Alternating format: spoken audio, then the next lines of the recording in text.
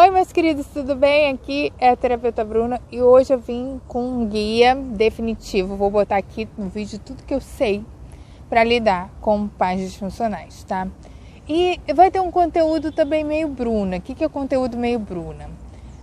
Eu me apresento aqui como terapeuta, né? Então eu falo bastante de processos terapêuticos, ou seja, algumas técnicas aí da terapia, mas tem uma hora que a Bruna não se aguenta, ou seja, a minha personalidade começa a falar e eu começo a dar um pouco a opinião. Isso acontece nesse canal, tá? Então fica aí a dica. O som pode estar um pouquinho baixo, mas eu peço que vocês tenham um pouco de paciência que eu vou ajeitar essa coisa, já que eu tô nessa vibe de gravar ao ar livre. Então eu vou ajeitar o som para vocês. Então aumenta um pouquinho aí o som porque é importante. Hoje eu vou falar do guia definitivo, assim, de tudo que eu sei, gente. Eu acho que eu vou fazer um vídeo longo.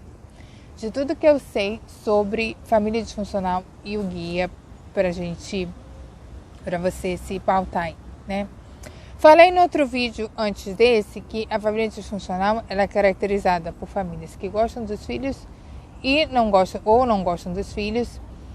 E esse gostar e não gostar está pautado em doenças, né? Alguns transtornos e doenças da mente, ou seja, as pessoas estão adoecidas emocionalmente. Eu gosto de falar mais esse termo, porque nem sempre é uma condição psiquiátrica, né? É uma questão ali de neurose, dor emocional, enfim, coisas não trabalhadas, traumas, repetição de padrões, né? Transgeracional também, né? O que vem passando por essa família. Então tem umas características de cada família. Cada família tem as suas características também disfuncionais e isso vai só passando de geração em geração. A gente chama isso de transgeracional, né? Lá na CIV a gente vê muito isso. Então, vou falar aqui de vários pontos que eu acho que é importante. Bom, primeiro ponto, né? A família pode gostar, mas pode estar adoecida e com isso ela machuca os membros. Se você sente que você está machucado, dê um tempo para você. O que eu chamo de dar um tempo para você? É realmente você fazer uma distância saudável para você se curar, para você ir em direção a você mesmo. Ah, Bruna, eles não vão aprovar, eles não vão aceitar, todo mundo precisa de mim. Gente, as pessoas se viram também. A gente tem que dar o poder que são das pessoas. Se tem tanto poder para maltratar, também tem poder, né, para se gerir. Às vezes a gente se acha muito indispensável. E por que você está se achando tão indispensável aí, né? O hiperindispensamento aí também é uma característica do estado de consciência infantil, né? Onde a gente acha que pode controlar tudo e gestar tudo, tá? Isso é uma característica da criança que tentou resolver e viu que ela podia resolver coisas na família muito pequena. Ela enxergava os problemas. E aí ela tenta esse hiper indispensável. E aí as pessoas vão se conectar com ela por essa hiper indispensação, não pelo que ela é, tá? Beleza. Vários parênteses vão ter desse vídeo, porque esse vídeo é mais intuitivo assim. Então, a primeira coisa é você definir o tipo de contato que você vai ter. Se é contato mínimo ou contato zero. Eu sou bastante a favor do contato zero, tá? Isso você já sabe, eu falo isso direto aqui. Eu sou a favor do contato zero. Eu acho que a gente tem que se respeitar, eu acho que a gente tem que se validar, não tá no momento. Aí o pessoal fala assim, Bruno, e se eu errar, não for disfuncional assim?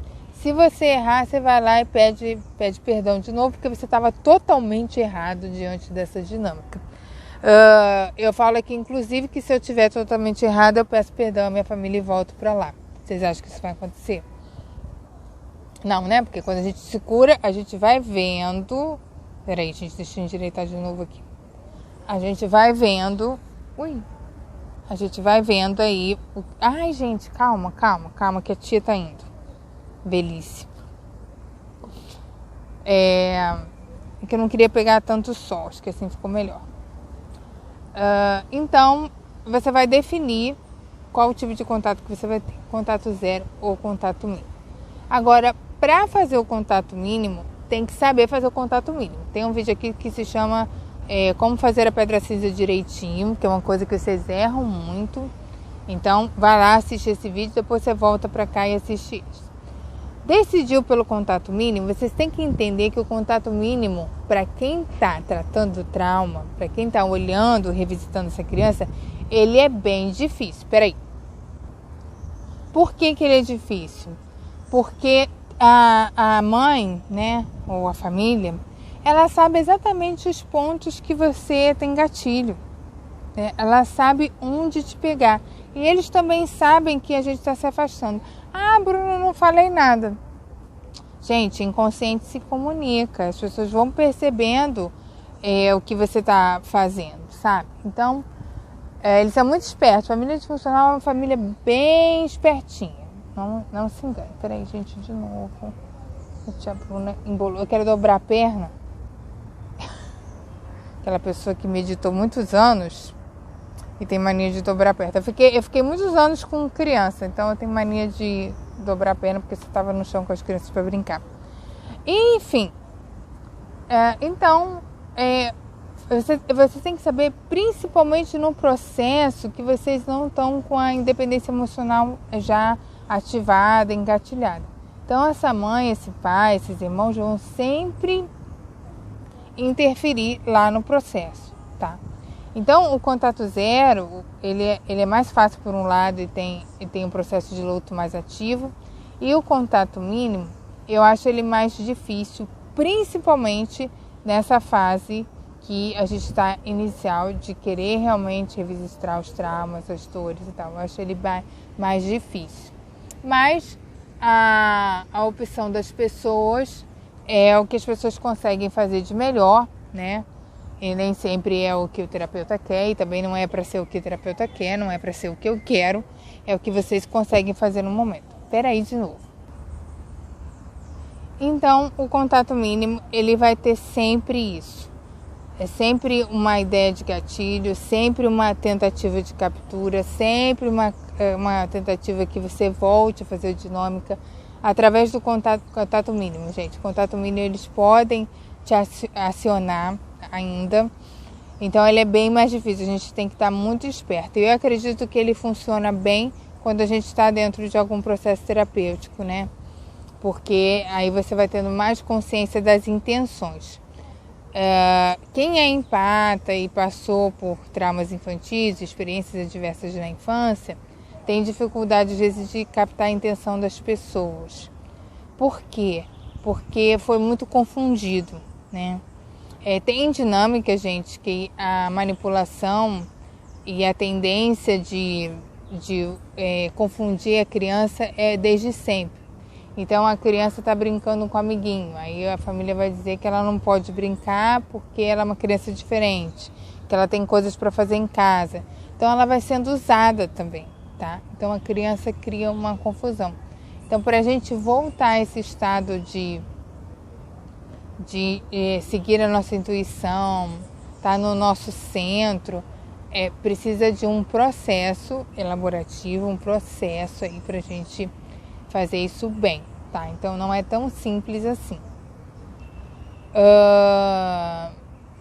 Outra coisa que vocês erram também bastante é a justificativa, e essa justificativa acaba virando contra vocês. Então o bode, ele tem uma tendência de ser super certinho. Ele quer ser certinho, fazer as coisas corretas. Teve outro dia uma pessoa que falou assim: eu vou avisar que eu estou fazendo contato mínimo, tá? Então tem a tendência, né, esclarecer e tal, tudo certinho. E aí, nessa tentativa a gente justifica, e essa justificativa é usada também, muitas vezes contra a gente. Não é que a gente queira, mas ela vai ser usada contra a gente. Então esse é um ponto também para a gente ficar esperto, ficar ligado. E a outra coisa é que você vai viver um luto da família, possivelmente também dos seus amigos, possivelmente também dos seus irmãos. Você vai ter que lidar com o não esclarecimento deles, ou seja, nem sempre eles vão perceber. E esse luto dos irmãos é bem difícil porque a gente queria que eles fossem com a gente, né? Então, são vários lutos que a gente faz. O luto da gente mesmo, de como a gente era e como a gente vai estar. E também o luto das transformações, né? Às vezes seus amigos antigos não vão ser mais seus amigos. A sua profissão tende a mudar também nesse processo, você começa a não ficar satisfeita, você acessa o porquê que você escolheu tal profissão ou tal trabalho. E muitas vezes não foi nem assim uma imposição da família, foi o que a gente achou mais fácil no momento, o que podia ser feito, o que a gente conectado com o nosso falso self achou que dava, achou que seria melhor pra gente, e a gente revisita isso. Então, são vários lutos. Se você tem filhos, você também pode revisitar uma maneira de você criar seus filhos, né? Passar para outro tipo de educação. Por exemplo, aqui o pessoal começa a usar muito a educação positiva, né? A filosofia da disciplina positiva, porque realmente não quer passar mais desafios, né? Mais punição. Uma educação mais prussiana não quer mais essa conexão. Então isso acontece também. Então a pedra cinza bem feita, né? Esses lutos. E também olhar para o seu estado de consciência infantil, que são os nossos comportamentos, que eles são disfuncionais e que eles vão prejudicando a nossa vida e a gente com eles não vai conseguindo alcançar o que a gente quer. Esses comportamentos eles estão funcionando como um sintoma de algo que não vai bem, que não está conectado com o seu ser, porque não está conectado com a sua liberdade e com o seu vir a ser, né? O que você é como pessoa, não como você está. Então, se você está de agradador, você está de agradador. Mas como é que você se reconhece sem a máscara do agradador? Sem a ferida da humilhação, sem a ferida da vergonha, sem a ferida do abandono, sem a ferida da rejeição. Na verdade, você, por exemplo, não é rejeitado, né? É porque o seu modo de operar faz com que as pessoas vão se conectando assim e quando elas percebem que é uma ferida, elas se afastam. Se você conseguir se conectar com o seu ser, né, e começar a se dar o que você precisa, a começar a ver realmente quem você é e começar a agir conforme o seu ser precisa e quer se expressar, o que Salminha veio curar aqui na Terra, você pode sim se ver livre da ferida da rejeição, né? Ela tem mais a ver muito mais com o seu self do que o seu falso self. Então o seu jeito, né, o jeito livre. O bode, gente, quem foi bode tem que ser livre. Eu vou bater muito nessa tecla com vocês. Porque é uma pessoa que foi muito machucada desde a infância, né? Eu já contei meus traumas aqui para vocês, mas um trauma que eu tive que foi mais impactante que eu trabalhei na terapia foi o meu trauma de bebê, né? Que eu apanhei muito, enfim, já contei isso aqui. Então, você acha mesmo que uma criança que sofreu, ela não merece ser livre, ela não merece ter um trabalho bom, ela não merece ter um relacionamento melhor, né? Ela merece ter uma vida melhor. A gente podia ter quebrado, sabe, partido psiquicamente. Algumas pessoas aconteceu isso, infelizmente, né? A família lesionou a ponto da pessoa não ter aguentado. Isso não é tão incomum assim. Mas a gente que está aqui, né? A gente pode fazer uma vida diferente, trabalhando esse ser. E para ter esse ser, para acessar isso, para agarrar isso, assim, eu vou ter uma vida conectada comigo, eu vou ter uma vida comigo em pauta, eu vou me dar tudo que eu preciso, eu vou fazer escolhas melhores para mim, eu vou criar a vida que eu gostaria de ter, né? Eu vou parar de repetir padrões. E isso está muito conectado com o nosso ser. Porque a gente machucado, gente, a gente fica reativo, a gente fica em papéis, a gente culpa os outros que não estão respeitando os nossos limites, mas é a gente que não está se gestando. E a gente muitas vezes não está olhando para os nossos limites. E os limites, eles são difíceis para a gente aceitar, mas a gente tem que aceitar, porque se a gente não aceitar os limites, a gente não faz uma borda boa e depois a gente não vai conseguir alargando um pouquinho esses limites. Limites que eu falo são limites pessoais quando a gente não dá conta de uma coisa, né? Nem sempre a gente vai dar conta de cuidar integralmente de uma pessoa, da família que não quer se ajudar. Às vezes a gente não vai dar conta de uma coisa que a gente gostaria. Eu queria muito, sei lá, estudar não sei o quê e agora não dá mais tempo. Ou enfim, são os nossos limites. Mas o bode, ele precisa, o ex-bode, ele precisa ser livre, ele precisa estar conectado com o ser dele, porque assim ele vai ser mais feliz. É assim que a gente fica mais feliz, quando a gente está mais conectado com a gente, sabe?